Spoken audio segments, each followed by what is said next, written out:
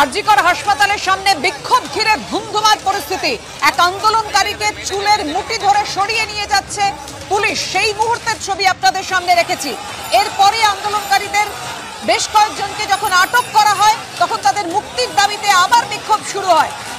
দফায় দফায় বিক্ষোভ আরজিকর হাসপাতালে। আরজিকর কলেজ হাসপাতালে যে জঘন্য ঘটনাটা ঘটেছিল অলরেডি সেটার সম্পর্কে আপনারা জেনে গেছেন, কারণ প্রায় সমস্ত নিউজ চ্যানেলগুলোই এটার সম্পর্কে বিস্তারিত বলেছে এবং জানিয়েছে।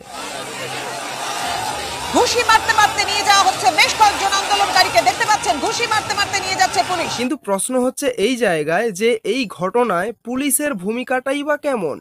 না মানে অলরেডি আমরা সকলেই জেনেছি যে এই ঘটনাকে কেন্দ্র করে একজনকে গ্রেপ্তার করা হয়েছে, আর যাকে গ্রেপ্তার করা হয়েছে সে হচ্ছে পেশায় একজন সিভিক ভলেন্টিয়ার অর্থাৎ সিভিক পুলিশ।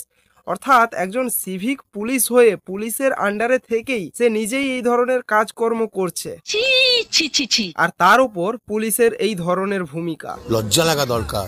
তো আজকের ভিডিওতে প্রধানত আমরা আরজি কলেজের যে ঘটনাটা ঘটেছে সেটাকে কেন্দ্র করে পুলিশের ভূমিকাটা কেমন সেটাকে নিয়েই আজকের ভিডিওতে মেনলি আলোচনা করা হবে। চলো ভাই দেখো আপনি কি করতে। প্রথমত আরজি কলেজে যে ঘটনাটা ঘটেছে সেটা কখনোই কাম্য নয়।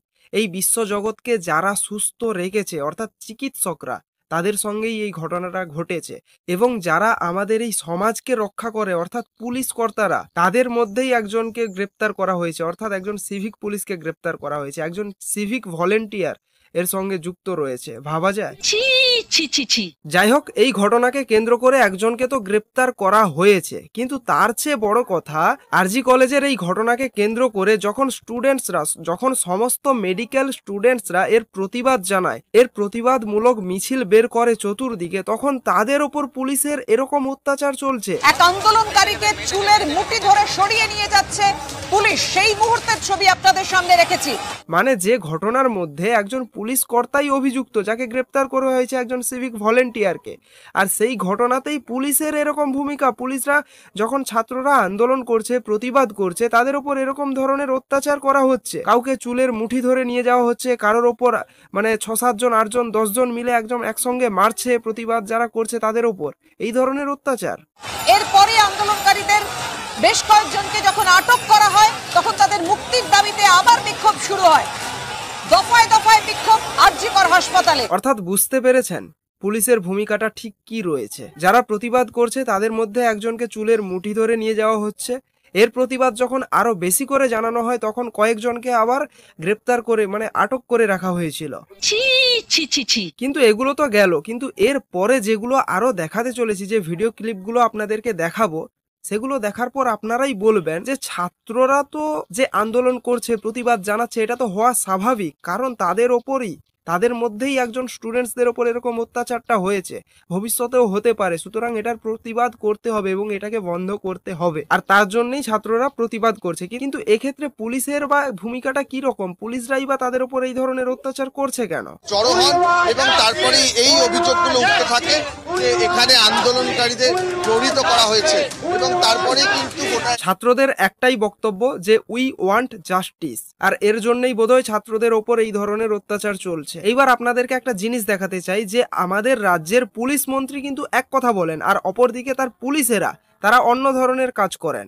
মৃত্যুটা খুবই অমানবিক, নক্কারজনক, নৃশংস ধরনের ঘটনাকে আমরা কখনোই সমর্থন করতে পারি না, এবং সেক্ষেত্রে জুনিয়র ডাক্তাররা যে ক্ষোভ দেখাচ্ছেন সেই ক্ষোভ সঙ্গত বলে আমি মনে করি।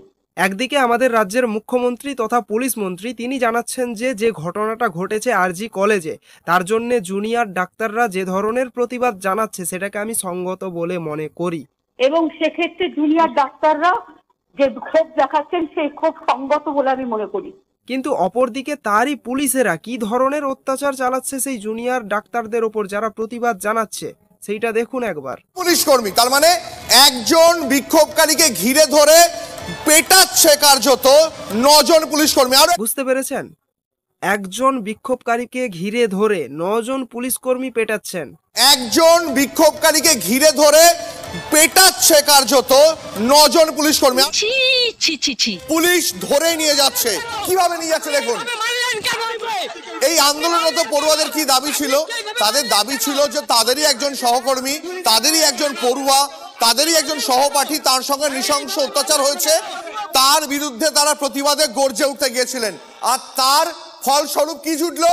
ফলস্বরূপ জুটলো 1 2 3 4 5 6 7 8 9 জন পুলিশ কর্মী ঘিরে ধরে একজন বিক্ষোভরত, একজন আন্দোলনরত পড়ুয়াকে এইভাবে ধরে হেনস্থা করা হলো। খুব দারুণ লজ্জার ব্যাপার।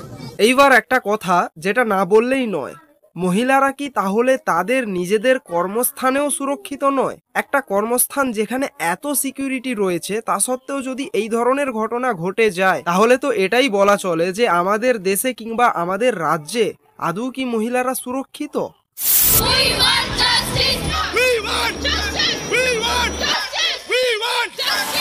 হ্যাঁ, জাস্টিস তো দিতেই হবে। মেয়েটার বাড়ির লোক যেন সুবিচার পায় এবং সেটা খুব তাড়াতাড়ি পায়। কিন্তু একটা কথা কি জানেন তো, মেয়েটার বাড়ির লোক সুবিচার পেল, সবকিছুই ঠিকঠাক হলো, কিন্তু মেয়েটা কি আদৌ সুবিচার পাবে? না মানে যেটা বলতে চাইছিলাম, এই যে মেয়েটার এত বড় ক্ষতি হয়ে গেল যে থাকলো না সে আর পৃথিবীতে, এবং সেই মেয়েটার বাবা মা যে সারা জীবন এই ঘটনাটার জন্য কষ্ট পাবে এবং তাদের মেয়ে যে চিরহারা হয়ে গেল, মানে আর কোনোদিনই তারা তাদের মেয়েকে ফিরে পাবে না, সেটার ভরণ পোষণ বা কে করবে? কিন্তু তারপরেও এটাই বলবো যে বা যারা এই ধরনের ঘটনাটা ঘটিয়েছে তাদের দৃষ্টান্তমূলক খুব কড়া, খুব কঠিন সাজা হওয়া চাই। এরকম দৃষ্টান্তমূলক শাস্তি হওয়া চাই, সেটাও খুব তাড়াতাড়ি, যাতে করে এই ধরনের ঘটনা আর কেউ আমাদের রাজ্যে কিংবা আমাদের দেশে আর ঘটাতে না পারে। ওই ধর্ষক সঞ্জয় রায়, এই ধরনের কাপুরুষদের এমন ধরনের সাজা দিতে হবে, শাস্তি দিতে হবে, যাতে করে ভবিষ্যতে কেউ এই ধরনের কাজ করা তো দূরের কথা, করবে এটা ভাবতেও যেন ভয় পায়। সেই ধরনের শাস্তিটা এদেরকে দিতে হবে। এইবার ভিডিওটা শেষ করব, কিন্তু ভিডিওটা শেষ করার পূর্বে কয়েকটা কথা বলবো। প্রথমত, একজন পুলিশ যাদের দায়িত্ব হচ্ছে রক্ষা করা, তারাই করছে এই ধরনের ঘটনা।